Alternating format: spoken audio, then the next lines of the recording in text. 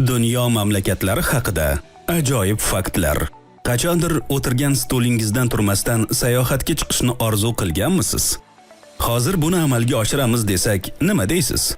Ekran orqali eng qiziqarli sayohatga tayyorlaning. 1974-yilda Efiopiyada olimlar insoniyatning eng qadimgi ajdodlaridan biri Lucy'ning toshga aylangan qoldiqlarini topdilar. Bu insoniyat biz o'ylagandan ancha avval paydo bo'lganining ilk dalili edi. 5000 yil oldin Xitoyda cho'plar ovqat pishirish uchun ishlatilgan, yeyish uchun emas. Hindiston dunyodagi eng katta pochta tarmog'iga ega. Mamlakatda 155 dan ortiq pochta bo'limlari mavjud bo'lib, ulardan biri suv ustida suzadi. Millionerlar soni eng yuqori bo'lgan mamlakat Amerika. Bu yerda ularning 18,5 milliondan ortig'i yoki dunyodagi umumiy millionerlarning 40% yashaydi.